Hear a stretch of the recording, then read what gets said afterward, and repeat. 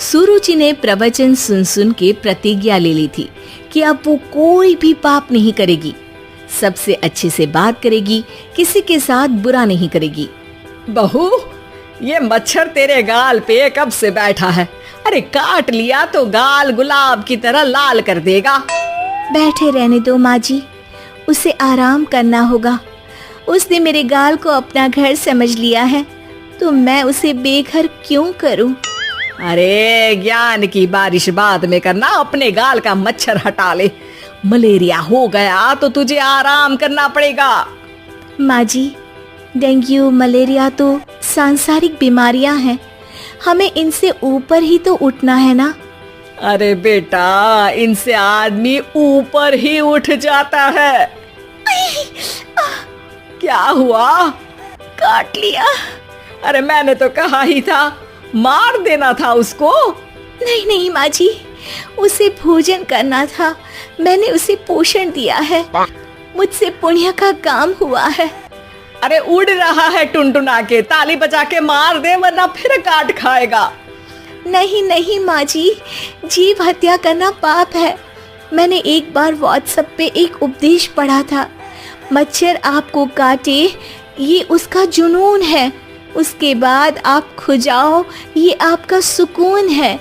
लेकिन कभी मच्छर को मारना मत, क्योंकि उसकी रगों में आपका ही खून है। अरे तू और तेरा व्हाट्सएप का ज्ञान, भगवान बचाए।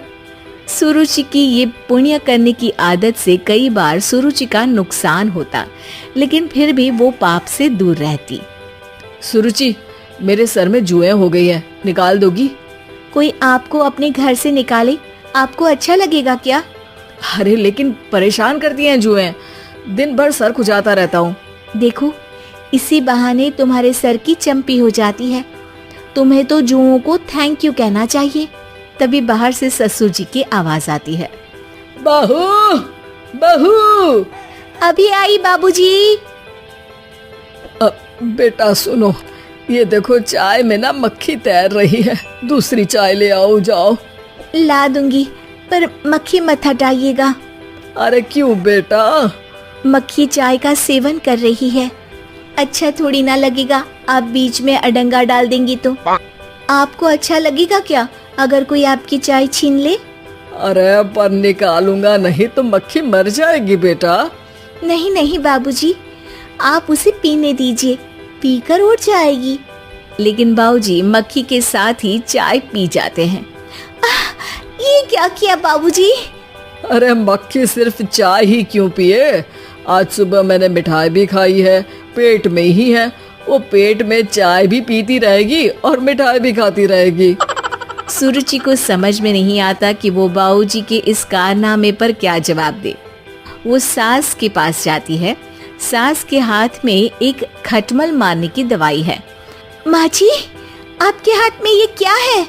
अरे बेटा, तू तो बीए पढ़ी है, इतना तो पढ़ने में आया ही होगा कि ये खटमल की दवाई है।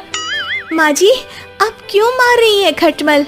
मत मारिए माँ जी, आप अपनी नींद के लिए खटमलों को हमेशा के लिए सुला देना चाहती हैं। अरे अब चुप भी हो जाओ देवी, पुरानी दवाई है, एक्सपायर हो गई है, फेंकने जा रही हूँ, नहीं मार रही हूँ खटमल। और वैसे भी खटमल से ज्यादा तो तूने हमारी नींद हराम कर रखी है।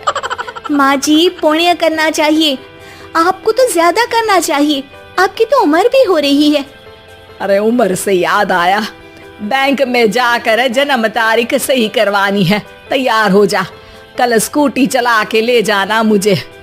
अगले दिन सास घर से निकलने से पहले दही शक्कर खा रही है और जल्दी जल्दी में हाथ नहीं धोती। बहू स्कूटी निकालती है और सास ताला लगाती है। ताला लगाते वक्त शक्कर के दाने ताले पे रह जाते हैं और दोनों सास बहू हड़बड़ी में घर से बाहर निकल जाती हैं। अच्छा हुआ कि तेरी स्कूटी में सेल्फ स्टार्ट है, वरना तू तो बोलती कि मैं किक नहीं मारूंगी, किक मार दी तो पाप लगेगा। माँ जी, इस तरह मजाक करना भी पाप होता है। दोनों सास बहू बैंक पहुंचती हैं। अभी लंच टाइम है, बाद में आना। अरे भाई साहब सुन तो लो, करवाना क्या है? अरे जन्म तारीख बदलवानी है, कैसे बदलेगी? अब किसी और तारीख को पैदा हो जाओ। यही चुटकुला आप अपने मैनेजर को भी सुना पाओगे ना? वो भी हंस ले थोड़ा, अभी बुलाती हूँ। अरे अरे रुकिए रुकिए, ये फॉर्म भरिए और आधार कार्ड दीजिए। अरे राम रे, आधार कार्ड तो भूल ही गई, उसके बिना तो नहीं होगा। अरे बहू जा, घर से जल्दी से मेरा बटुआ उठा ला, उसमें मेरे सारे कार्ड रखे हैं। जा जा जल्दी लेकर आ, वरना बैंक बंद हो जाएगा और कल मुझे अपनी बहन के यहाँ भी तो जाना है ना। जी माँ जी, अभी गई और अभी आई। अरे रुक, चाबी तो लेकर जा घर की। बहू जल्दी से घर पहुंचती है, लेकिन घर पहुंचते ही देखती है कि ताले पे बहुत सारी चींटियां हैं, जो माँ के ताला लगाते वक्त हाथ से ताले पे शक्कर छूट जाने के कारण आ गई थी।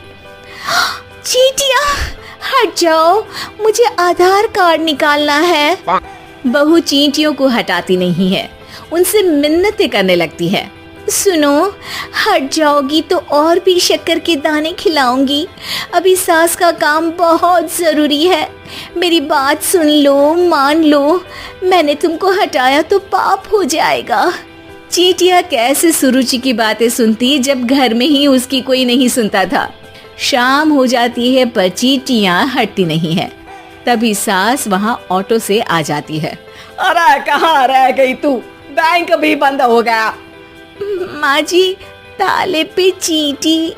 सास पूरा माजरा समझ जाती है और बहू से कहती है, एक बात बता, सोच के देख, अगर मुझे खून की बोतल चढ़ानी पड़ी और उस पर चींटी बैठी हो, तो बोतल से चींटियों को हटा के मुझे बचाएगी या चींटियों को वहीं बैठा रहने देगी? माँ जी, ऐसा होगा ही नहीं। अरे चींटियों को तो मीठा पसंद होता है, खून की बोतल पे तो मच्छर आएगा, क्योंकि खून तो मच्छर पीता है। सास सर पकड़कर बैठ जाती है और रोने लगती है। तभी ससुर जी और सुरुचि का पति भी वहां आ जाता है। अरे रो क्यों रही हो? रहने दो जी, तुमको बताया तो तुम भी रोने लगोगी अपनी किस्मत पर। अगले दिन सास अपनी बड़ी बहन के यहाँ चली जाती है। पति अपना काम कर रहा होता है और सुरुचि उसके पास जाकर कहती है, ये जुए खत्म करने की दवाई है, मैं मालिश कर देती हूँ। अरे लेकिन तुमको पाप नहीं लगेगा? अपनों की खुशी के लिए अगर छोटे मोटे पाप करने पड़े तो वो पाप अच्छे हैं जी।